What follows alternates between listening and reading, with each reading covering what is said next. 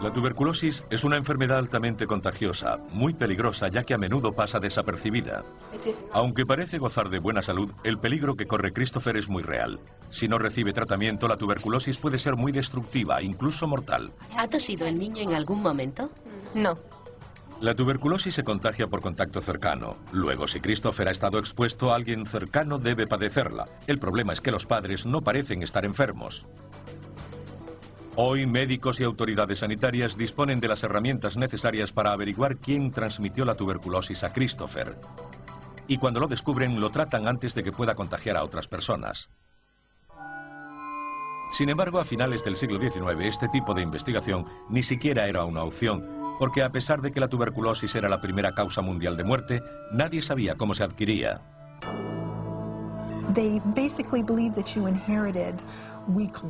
Creían que se heredaban unos pulmones débiles de la madre o del padre y que uno podía resistirse a esa tendencia familiar cuidándose. No se pensaba que fuese una enfermedad contagiosa. De hecho, abundaban raras e inexactas teorías sobre cómo se propagaba la enfermedad. La gente creía que las enfermedades infecciosas podían producirse por un periodo de tiempo malsano, que hiciese mucho frío seguido de mucho calor. Podía ser un asunto religioso, Dios castigaba a los pecadores, o tratarse de emanaciones de gases. Había gente que creía que la bruma y los vapores que emanaban de los pantanos y los lagos eran los responsables, entre otras muchas teorías. A finales del siglo XIX, muchas de las grandes mentes de la ciencia empezaron a creer que unos organismos microscópicos, los gérmenes, podrían ser responsables de la transmisión de la enfermedad, pero nadie había podido demostrarlo. En 1882, en un laboratorio del Instituto Imperial de la Salud en Berlín, un joven doctor alemán llamado Robert Koch hizo lo que nadie había logrado. Demostró por primera vez que un germen era responsable de causar una enfermedad en los seres humanos, la tuberculosis. Hoy nos cuesta imaginar lo que aquello pudo suponer, porque hasta entonces nadie tenía ni idea de lo que causaba aquella horrible enfermedad, y de repente alguien lo descubre. Realmente se trataba de la prueba definitiva de que un germen podía causar una enfermedad en los seres humanos. El revolucionario descubrimiento dio fama mundial al hombre que solo unos años antes había sido un modesto médico de pueblo.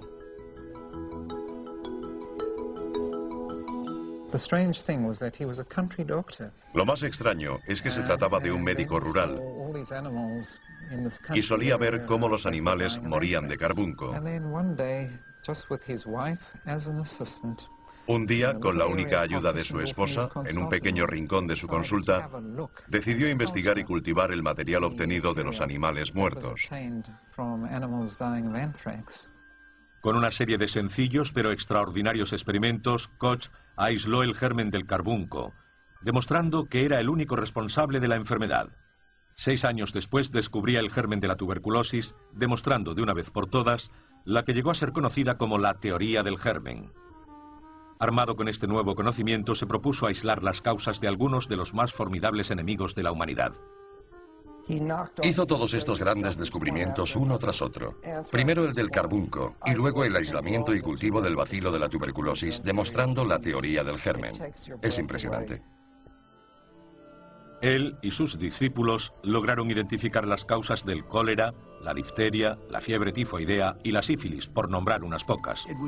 Realmente, el descubrimiento de los gérmenes, los diferentes microorganismos que causaban enfermedades, fue todo un hito histórico, pues ya sabían mejor qué debían buscar. Y a medida que pasaba el tiempo, podía empezarse a hablar de tratamientos porque ya se conocía el problema. Tras 8 años de éxito aislando gérmenes, Koch sentía la tremenda presión de encontrar la cura. Una presión que creció cuando en 1890 fue invitado a dar una conferencia en el Congreso Médico Internacional de Berlín. El gobierno alemán, debido a la fama de Koch con la tuberculosis, esperaba algo aún mayor, un tratamiento. Porque una cosa es descubrir el organismo y otra muy diferente, tratarlo y curarlo. Y Koch no los defraudó. En su presentación expuso ampliamente sus experimentos con una sustancia a la que llamó tuberculina. Finalizó su exposición diciendo: por fin he dado con una sustancia que previene el desarrollo del bacilo de la tuberculosis. De forma indirecta, anunció que había descubierto que la tuberculina podía prevenir la tuberculosis. Lo dijo vagamente, pero la gente creyó en él de inmediato. Por supuesto, su fama hizo que todo el mundo le creyera. Fue noticia de primera plana en todo el mundo porque la enfermedad causaba, y aún causa, mucho daño. El mundo entero pedía muestras de esa nueva cura. Solo había un problema: la tuberculina no funcionaba.